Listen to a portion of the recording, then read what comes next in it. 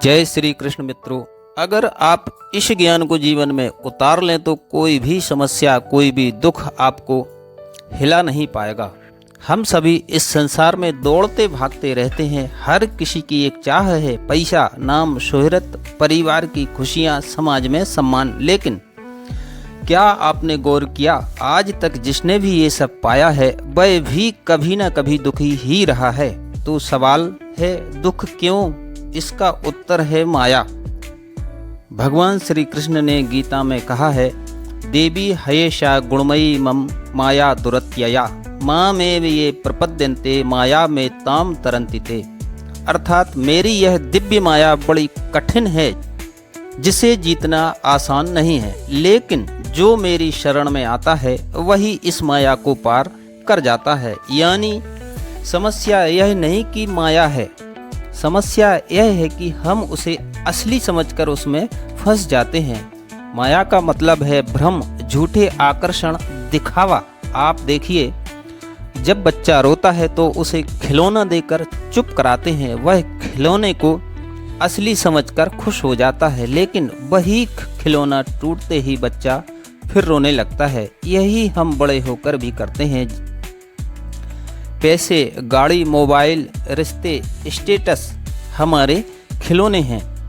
अब एक कहानी के माध्यम से समझ लेते हैं। रामू ने नई कार ली, कुछ दिनों तक सब उसे देखते रहे, तारीफ करते रहे। रामू को लगा अब जीवन सफल हो गया, लेकिन एक महीने बाद उसके दोस्त ने उससे भी बड़ी कार ले ली। अब रामू दुखी हो गया। यही है माया, खुशी भी देती है, दुख भी देती है।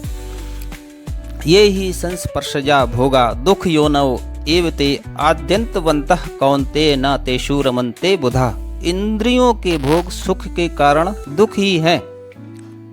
वे प्रारंभ और अंत में दुख देने वाले हैं। बुद्धिमान उनमें आनंद नहीं लेते।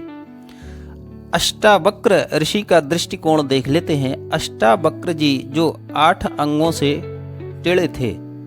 अष्टावक्र जी ने राजा जनक से कहा, राजन, तू चाहे राज सिंहासन पर बैठा हो या जंगल में भिखारी हो या राजा, यह सब माया है। असली तू आत्मा है, जो जन्म से पहले भी थी, मृत्यु के बाद भी रहेगी। जनक ने पूछा, ऋषिवर, मोक्ष अभी कैसे मिलेगा? अष्टावक्र ने कहा, अभी इसी क्षण अपने को शरीर मत मान। तू आत्मा है, अजर अमर है, बस मान्यता बदलते ही तू मुक्त है। नैनम छिन्दन्ति शस्त्राणि नैनम दहति पावकः ना चैनम क्लेदन्ति आपो ना शोष्यति मारुतः। आत्मा को ना कोई शस्त्र काट सकता है, ना अग्नि जला सकती है, ना जल गीला कर सकता है, ना वायु सुखा सकती है। अब जॉब का स्ट्रेस, प्रमोशन ना मिला तो मनुष्य दुखी हो गया, प्रमोशन मिला फिर भी नया टारगेट। यह माया का चक्र है मित्रों। रिश्तों की उलझन, शादी में लोग कहते हैं अगर यह मिल जाए तो खुश रहूंगा, पर 2-4 साल बाद वही संबंध तनाव देने लगता है। यही है माया। स्वास्थ्य को लेकर चलते हैं, जिम, डाइट सब करते हैं, लेकिन अंत में शरीर बूढ़ा होगा ही। माया को पहचानो तभी जीवन आसान होगा। मात्रास्पर्शास्तु कौन्तेय शीतोष्ण सुख दुःखदाः आगमा पायनो अनित्या निस्ताश्चक्षुषु भारत। सुख दुख, सर्दी गर्मी, ये सब इंद्रियों के संपर्क से उत्पन्न होते हैं। ये आते जाते रहते हैं, धैर्य पूर्वक सहन करो। अष्टावक्र जी का यही अंतिम ज्ञान है। मुक्ति बाहर कहीं नहीं, अभी और यही है। जैसे ही तुम कहना छोड़ देते हो कि मैं दुखी हूँ, मैं अमुक हूँ, मैं बंधा हुआ हूँ, उसी पल मुक्ति मिलती है। एक आदमी ने सपना देखा कि वह राजा बन गया। सुबह उठते ही समझ गया सब सपना था। वैसे ही यह जीवन भी है। जब आत्मा को पहचान लोगे, समझ आ जाएगा कि सब माया है। उद्धरेद आत्मनात्मानं नात्मानं वसादयेत् आत्मैव हयात्मनो बंधुरा आत्मैव रिपुरात्मनः। मनुष्य को चाहिए कि अपने द्वारा अपना ही उद्धार करे। वही मित्र है और वही शत्रु है। मित्रों, माया का खेल अनंत है, लेकिन असली शक्ति आपके अंदर है। याद रखो, पैसा जाएगा, शरीर बदलेगा, रिश्ते बदलेंगे, लेकिन आत्मा अजर अमर है। तो क्यों ना हम इसी आत्मा को पहचान कर माया से ऊपर उठें। सर्वधर्मान् परित्यज्य मामेकं शरणं व्रज, अहम त्वा सर्व पापेभ्यो मोक्षयिष्यामि मा शुचः।